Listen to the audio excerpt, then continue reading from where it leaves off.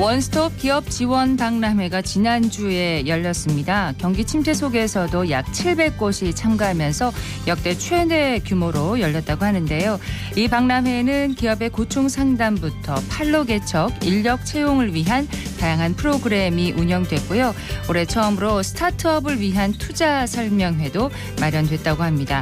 특히 대기업과 중소기업 간의 동반 성장을 위해 마련된 구매 상담회에는 750건의 상담이 이루어지면서 큰 성과를 보였다고 하네요.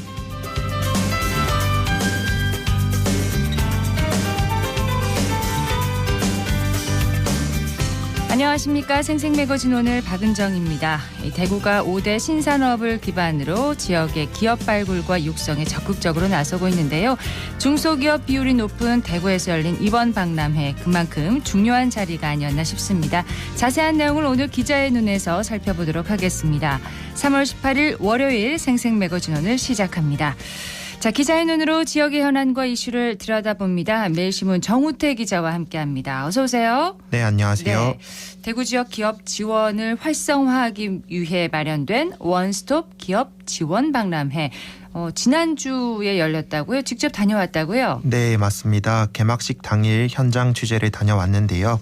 올해는 예년과 다른 분위기를 체감할 수 있었습니다. 네. 중소벤처기업부와 동반성장위원회가 공동 주최로 참여했기 때문인데요. 고충 상담부터 판로 개척, 인력 채용까지 전 부문을 아우르는 전국 유일의 종합 비즈니스 박람회로 시작 전부터 주목을 받았습니다. 네, 원래 중소벤처기업부에서도 참여를 했나요? 네, 이전에는 대구시가 단독으로 주최를 했었고 올해부터는 중기부가 공동으로 주관하게 됐습니다. 이 때문에 장관도 현장을 직접 찾았는데요. 네. 오영주 중기부 장관은 현장의 목소리를 적극 경청하겠다며 지자체와 협력을 강조했습니다. 원스톱 기업 지원 박람회 개막 전에는 삼성 창조경제형식센터를 방문해 지역 벤처기업의 의견을 청취하기도 했습니다. 네, 이 자리에서 어떤 얘기가 오고 갔나요? 네, 이 행사에도 제가 참여를 했는데요. 로봇, 헬스케어 등 첨단 기업 중 창업 7년차 이하인 스타트업 관계자들이 자리를 함께 했습니다. 네. 공통적으로 기술력 확보를 위해 장기적 안목에 투자가 필요하고 우수한 인재를 확보해야 한다는 의견을 내놨습니다. 투자와 인재네요? 네, 맞습니다. 대구를 기반으로 사업을 키우고 싶지만 한계를 체감하는 경우가 많다며 어려움을 호소했는데요. 이에 대해 오 장관은 스타트업 스케일업을 돕기 위해 정책 자금, 보증, 수출을 연계하는 지원 방안을 모색하고 기업 인력 에로센터를 운영해 우수 인재 유입을 적극 추진하겠다고 밝혔습니다. 네, 아무래도 대구는 이제 중소기업이 경제를 떠받들고 있는 그런 구조이잖아요. 네, 네. 그만큼 이제 중요성이 높습니다. 중소기업의 중요성이요. 네, 아무래도 중소기업이 성장을 하려면 끌어주는 앵커 기업의 역할이 필요한데요. 이번 원스톱 박람회에서도 대기업 지원시책 종합설명회와 구매 상담회에 지역 기업인들이 대거 몰렸습니다. 지역 기업 지원기관에서는 네. 올해 추진하는 사업에 관한 정보를 취득하고 대기업 담당자와 직접 상담을 진행하는 기회가 주어졌는데요.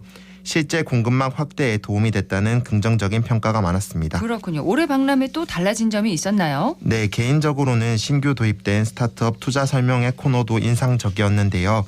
벤처 투자사와 지역 스타트업이 만나는 기회를 제공했습니다. 투자 설명회요? 네, 오. 투자 설명회 IR 피칭을 순서대로 진행하는 공간도 마련됐는데 스타트업의 반짝이는 아이디어를 접할 수 있어 좋았습니다.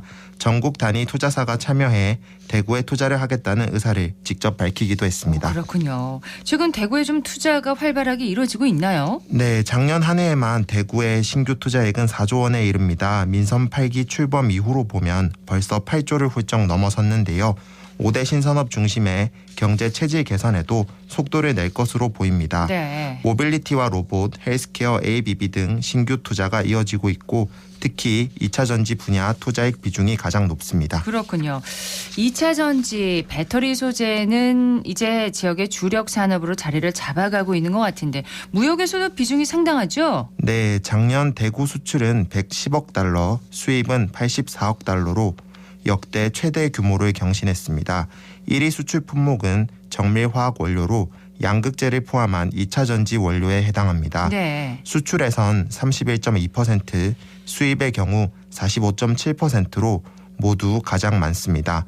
상대적으로 교역 규모가 더 큰 경북에서도 2차 전지 소재는 수출 9.2%, 수입 22.2%를 차지할 만큼 영향력이 높아지고 있습니다. 수출입은 지역의 경제 발전의 이제 지표가 되기도 하는데 대구 경북 지역은 지난해 어떻게 양호한 성적을 좀 기록했다고 볼 수 있나요? 네, 우선 대구는 앞서 말씀드린 것처럼 수출, 수입 모두 늘었습니다. 네. 지난해 전국적으로 무역 수지 적자 기록이 이어진 점을 고려하면 성장을 지속한 것만으로도 긍정적인 평가를 할 수 있을 것 같습니다. 그러네요. 경북은 수출과 수입 모두 소폭 감소했는데요.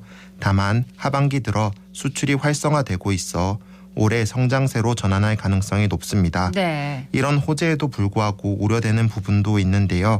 중국에 대한 의존도가 지나치게 높다는 점이 발목을 잡을 수 있습니다. 네. 대구 경북도 중국 의존도가 좀 높지 않나요? 네, 맞습니다. 대구의 경우 2022년에 이어 수출입 비중이 가장 높은 국가는 단연 중국이었습니다. 네. 대구 지역 수출액 중 중국이 차지하는 비중은 35.2%, 수입은 60.8%에 달합니다. 경북도 상황은 크게 다르지 않은데요. 작년 기준 경북 수출액 가운데 중국은 31.4%, 수입은 32.5%로 각각 집계됐습니다. 전국 평균이 수출 19.7%, 수입 22.2%인 점을 감안하면 대구 경북의 중국 교역 의존도가 특히 높다는 것을 쉽게 파악할 수 있습니다. 전국 평균은 20% 안팎인데 대구 경북은 수출입 모두 30%를 웃돌고 있습니다. 특히 대구의 수입이 60% 이상이 중국에서 들어오고 있는데 뭐 특별한 이유가 있나요? 네, 최근 대중 교역 의존도가 급격히 높아진 것은 2차 전지 소재인 정밀 화약 원료를 주요인으로 꼽을 수 있습니다. 네. 대구는 2차 전지 양극재, 음극재 생산에 사용되는 9개 수입 품목 가운데 중국이 수입 1위인 품목이 모두 7개로 최저 96.3%에서 최대 100%까지 의존도를 보이고 있습니다. 네. 경북의 경우 17개 수입 품목 가운데 중국 수입 1위 품목은 모두 9개로 확인됐는데요. 의존도는 최저 64%입니다. 대다수 품목의 대중 수입 의존도가 전국 평균을 상회하는데요. 히토 연구 자석, 히토류 등 기타 주요 원료의 중국 수입 의존도도 매우 높은 것으로 분석됩니다. 배터리 소재 주력 산업으로 지금 자리 잡고 있는데 의존도를 좀 낮추기 위한 노력이 필요하겠네요. 네, 최근에 또 관련 취재를 하면서 데이터를 다시 확인해 봤는데요. 지역 배터리 산업계 대중국 수입 의존도는 여전히 80%에 달합니다. 매우 높습니다. 네, 중국이 수출을 통제할 경우 경제계 전체가 큰 타격을 입을 수도 있는데요. 실제 지난해 중국은 히토류, 흑연 등 광물 수출을 통제하면서 국제 공급망에 끼치는 영향력을 과시하기도 했습니다. 네. 일찍이 전기차 전환을 정책으로 시행한 중국 정부는 광물 개발 투자에 공을 들였고 지금은 관련 시장에서 사실상 독점적인 지위를 누리고 있습니다. 자, 중국이 수출을 통제할 경우 경제 전체가 이제 타격을 입을 수 있다 이렇게 지적을 해주셨는데 대책 마련이 필요하겠네요. 네, 정부는 핵심 광물에 대한 중국 의존도를 낮추는 전략을 제시했고 배터리 업계도 원료 공급에 있어 탈중국화의 속도를 내면서 효과가 가시화되고 있습니다. 일부 기업은 해외 광물에 직접 투자를 하며 광물 수급 안정화에 기여하고 있습니다. 네. 자, 침체기를 지나서 이제 주력 산업을 토대로 전환점을 맞이하고 있는데 성장을 계속 이어가려면 어떤 노력이 필요할까요? 네, 그동안 우리 지역이 경제 지표상 만년 꼴찌라는 오명에서 벗어나지 못한 건 지역 주력 산업의 쇠락이 결정적인 원인이었습니다. 네. 신재생 에너지 전환과 맞물려 배터리 산업이 부상하면서 현재 기대감도 높은 상황인데요. 최근 들어 주춤한 모습을 보이지만 중장기적으로 에너지 혁명을 주도하는 산업이 견조한 성장을 이어갈 것이란 예측이 우세합니다. 미래 산업 육성을 위해 정부와 산업계가 모두 힘을 모아야 할 때라고 생각합니다. 네. 매일신문 정호태 기자였습니다. 고맙습니다. 감사합니다.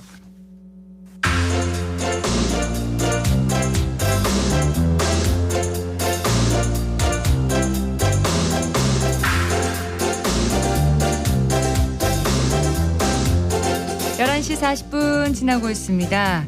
자, 봄이 됐습니다. 대구에서 미나리와 삼겹살을 저렴한 가격에 구입할 수 있는 직거래 장터가 열렸다고 하는데요. 서유리 리포터 현장 다녀왔다고요? 네, 지난 금요일부터 일요일까지 3일간 옛 두류정수장에서 미나리 삼겹살 직거래 장터가 열렸습니다. 소비 부진으로 어려움을 겪고 있는 미나리 재배 농가를 돕기 위해 연 행사인데요. 미나리와 삼겹살을 시중가보다 30% 저렴하게 판매하고요. 네. 대구 경북의 우수 농특산물도 함께 만나볼 수 있었습니다. 현장 소리와 시민들의 이야기 들어보시죠.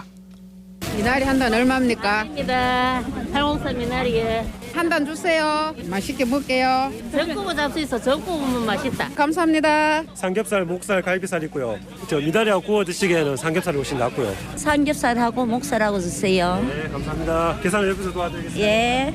김분식입니다. 집이 근처라서 남편과 같이 미나리 사러 왔죠. 고기는 삼겹살, 목살 2팩 사고 미나리도 2단 샀습니다. 가격도 저렴하고 미나리도 싱싱하고 좋은 것 같아갖고 좋습니다. 날씨도 화창하고 더 좋아요. 적은 양이지만 농가에 도움이 된다니 저도 기분이 좋습니다. 몸에 좋은 미나리 모두 많이 드시고 농가에도 도움이 되도록 했으면 좋겠습니다. 안녕하세요. 수성구 사는 김경민입니다. 저는 미나리랑 삼겹살 싸게 판다고 해서 가족이랑 같이 오게 되었습니다. 목살, 삼겹살이랑 갓김치 샀고 홍어회도 사고 버섯도 싸서 버섯도 샀습니다.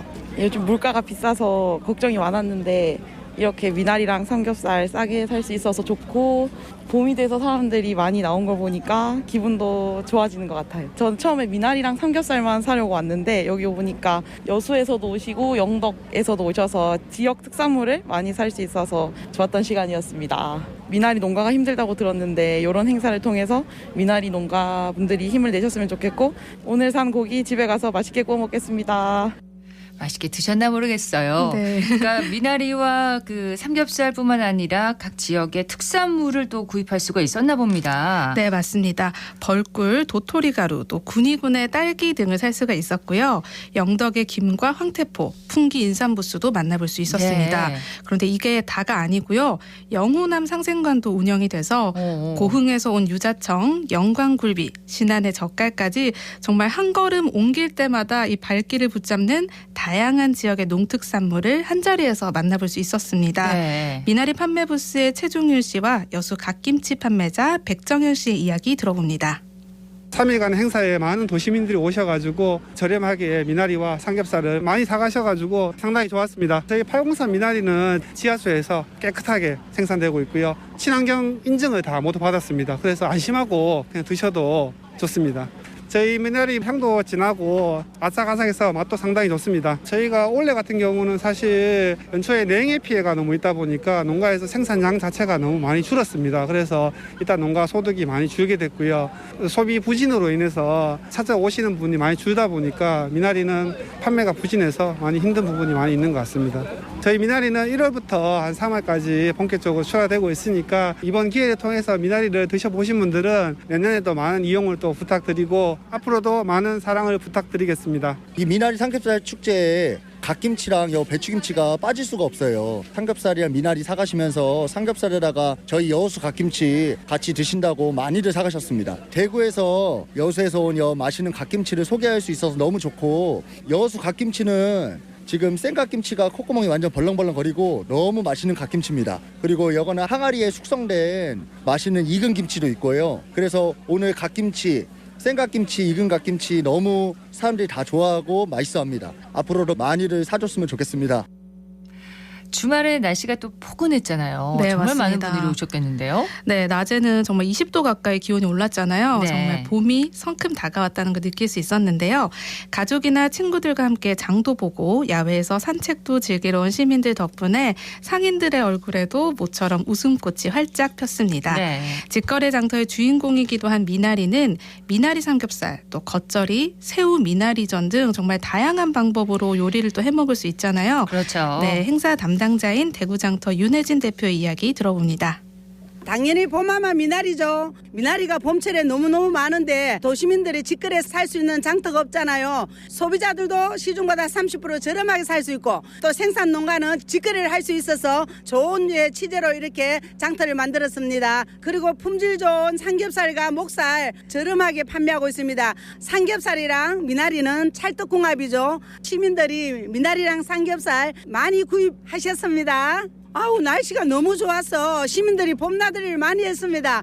그래서 농가도 아주 기분 좋게 판매를 많이 했고 시민들도 기분 좋아하셨습니다. 품질 좋은 미나리 어떻게 구입하시는지 팁을 하나 드리면 요즘 미나리는 줄기가 약간 갈색, 선홍색 갈색빛이 나는 거 드시면 향이 아주 좋습니다. 그리고 쭉쭉 뻗은 미나리가 신선도가 가장 좋습니다. 만일에 꼬불꼬불해진다면 신선도가 떨어지는 것입니다. 저희 삼겹살과 목살은 굉장히 기름기 싫어하는 사람들 목살을 많이 사시는데 목살도 살에 약간 마블링이 있는 것이 맛있고 좋고요. 삼겹살은 아주 연한 선홍색 삼겹살이 신선도가 가장 좋을 때입니다.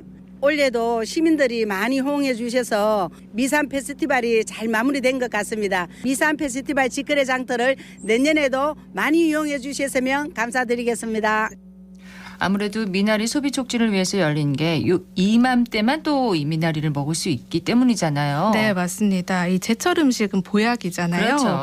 네, 그래서 오늘 점심이나 저녁엔 또 봄을 닮은 향긋한 미나리 요리 드셔보시면 좋겠다는 생각이 듭니다. 네, 세율이 리포터 고맙습니다. 네, 고맙습니다.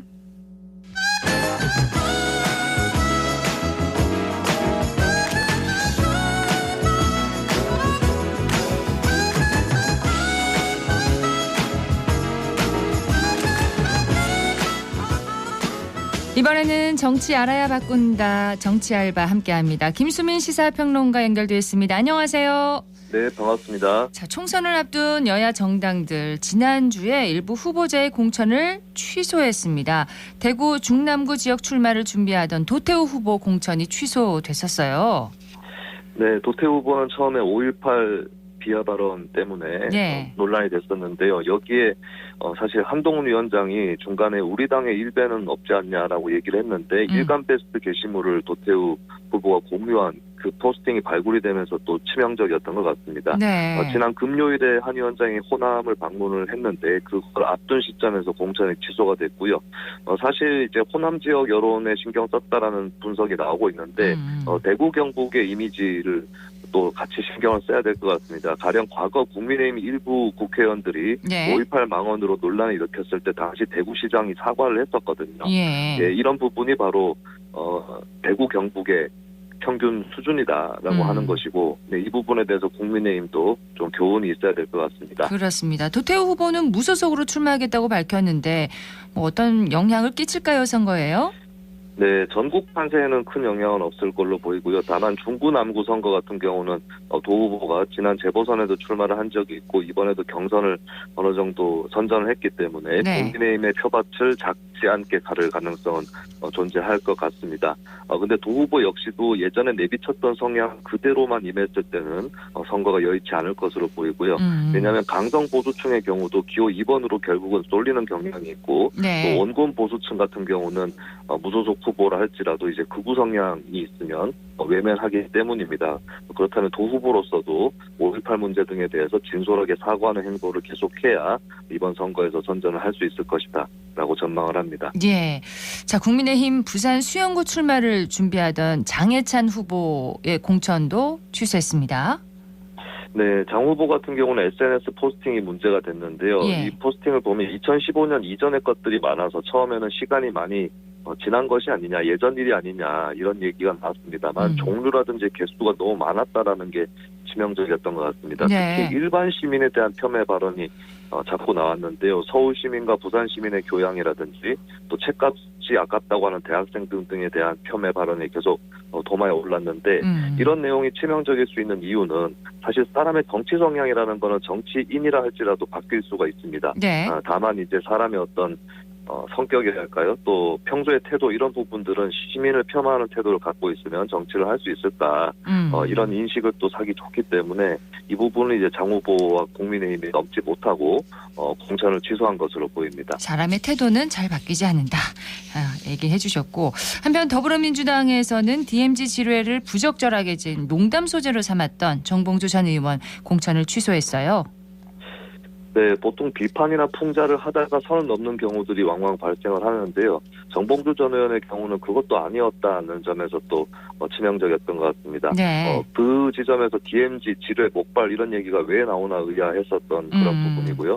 그리고 부상 장병들한테 사과했었다고 밝혔지만 아니라는 게 드러난 것이 결정적인 부분이었습니다. 네. 그리고 2001년에 배우자를 심하게 폭행해서 처벌받은 판결문도 같이 드러났는데요. 벌금 50만 원에 그쳤기 때문에 이게 이제 선거 때는 보통 벌금 100만 원 이상의 전과가 공개가 됩니다. 그렇죠. 이 사실이 드러나지 않다가 이제 뒤늦게 드러난 것인데 사실 2004년에 그가 의원이 됐고 그간의 공직 도전을 해왔기 때문에 이번에 공천 취소도 지연된 심판의 성격이 분명히 있다고 하는 것이고요. 민주당으로서도 가정폭력 사실까지 불거졌기 때문에 당연하게도 더 버티지 못했다라고 보여집니다. 네, 민주당에게는 서울 강북 을 지역의 정봉주 전 의원 대신에 누구를 내보낼 것이냐 고민일 텐데 당내 일각에서는 박용진 의원 공천론도 있었지만 결국 전략 경선 지역으로 지정했죠.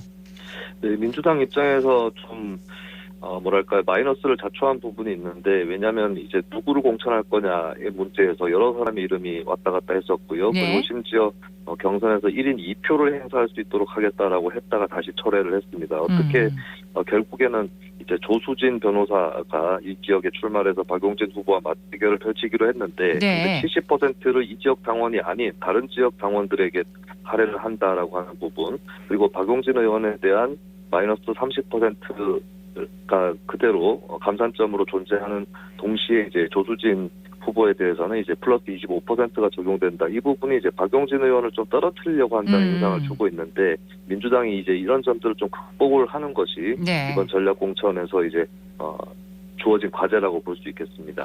자, 여야 정당이 부적절한 발언을 한 후보자들의 공천을 취소는 했지만 아직 불씨는 남아 있습니다. 대전 서구갑 국민의힘 조수현 후보와 경기 안산갑 민주당 양문석 후보에 대한 논란이 계속 일고 있어요. 네, 대전에서 조수현 후보는 일제 옹호 논란을 일으켜서 결국에 광복회에 가서 사과를 했는데요. 그런데 또 다른 논란거리도 있습니다. 제주 4.3을 두고 김일성 지령으로 일어났다. 라고 발언한 적이 있는데 네. 4.3은 이제 남로당 제주도당이 봉기를 했고 또 자연 발생적인 민중 봉기가 섞여 있다고 볼 수는 있겠지만 김일성이 지령을 내린 사실은 전혀 없는 것으로 현재까지 그렇게 드러나 있습니다. 완벽한 네. 역사 왜곡이기 때문에 추가로 논란이 될 수도 있을 것 같고요. 그리고 양문석 후보는 과거에 노무현 전 대통령을 비판을 하면서 불량품이라는 표현을 쓴 바가 있습니다. 네. 새만금 사업과 한미 FTA를 반대하는 맥락이었는데요. 사실 이것은 이제 정책적인 비판이고 또 그것을 반대했던 사람들도 민주당에 섞여 있기 때문에 거기까지는 문제가 없다고 볼 수도 있겠습니다만 표현이 거친 점이라든지 예. 또 한편에서는 노 전 대통령 욕한 사람도 친명계면 괜찮냐 이런 시선은 부담이 될 것으로 보이는데 양 후보가 오늘 일단 노 전 대통령 묘역을 찾아서 또 참배를 하고 자신에 대해서 자신의 잘못이다라고 뉘우치는 그런 모습을 보여서 조금 사그라드는 모습이긴 합니다. 예. 국민의힘의 주장에 따르면 뭐 평소에 안산 지역을 비하하는 표현을 양 후보가 썼다 이런 주장이 있는데 물론 이것은 입증된 것은 아닙니다. 다만 이게 오히려 더 이제 관건이 될 수도 있다라고 하는 것이고 근데 예. 현재까지 아직은 이제 뭐 여기에 대해서 뭐 물증이라든지 이런 것들이 드러난 것 같지는 않습니다. 선거에서 막말 파문이 잇따르고 있습니다. 대통령실 황상무 시민사회 수석 기자들과 이제 함께하는 자리에서 쓴 표현이 지금 문제가 되고 있는데 사과는 했습니다만 사퇴하라는 요구가 지금 계속되고 있어요. 네, 황상무 수석이 했다는 발언은 굉장히 심각한 수준의 발언입니다. 예. 식사 자리에서 자신이 군복무를 육군 정보사령부에서 했다면서 MBC 기자 잘 들어라고 특정 언론사 기자에게 1988년 경제신문의 한 기자가 테러를 당한 사건을 거론을 했고요. 이 사건은 이제 정보사의 소행으로 의심되는 그런 사건이었는데 예. 이게 농담조로 했다고 할지라도 이제 언론사에 대한 심각한 협박으로 독해가 될 수 있고 또 당시 피해자 측의 아픈 기억을 또 소환한 그런 문제도 같이 있습니다.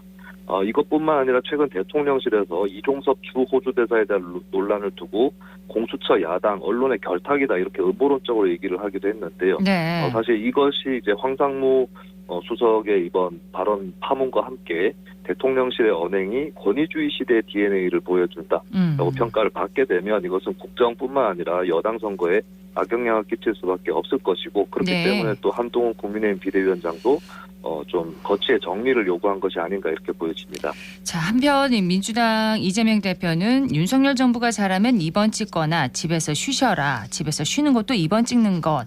자, 이 발언으로 또 논란을 일으켰어요.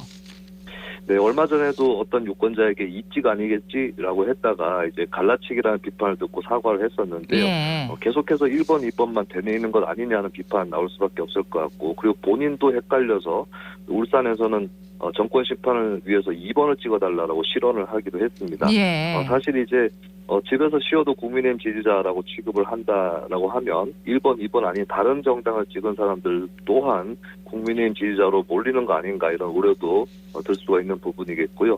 근데 모름지기 선거라고 하면 이제 민주당이 1번이라고 했을 때는 지난 대선 때 2번이라든지 다른 번호로 찍은 사람의 마음도 얻어야 되는 것이 선거입니다. 예. 1번, 2번을 갈라치기 하는 것으로는 이제 선거에서 이길 수 없는 것이고 또 국민들을 압박해가지고 투표장에 나가게 하는 것이 아니라 투표장에 나가고 싶은 마음을 만드는 그런 선거가 되기를 바랍니다. 예, 오늘은 여기까지 듣겠습니다. 고맙습니다. 네, 감사합니다. 정치 알아야 바꾼다 정치알바 김수민 시사평론가였습니다. 오늘 대구 경북쪽 대체로 맑다가 구름 많겠습니다. 낮 기온은 11도에서 17도 분포로 어제보다 조금 낮겠고요. 미세먼지 농도는 보통 수준을 보이겠습니다. 경북 일부 지역을 제외하고는 건조주의보 발효 중입니다. 황사 영향으로 공기질이 더 탁해질 것으로 보이는데요. 바람도 강하게 불고 있는 만큼 화재 예방에 각별히 유의하시기 바랍니다. 생생매거진 오늘 월요일 순서 여기까지입니다. 박은정이었습니다. 고맙습니다.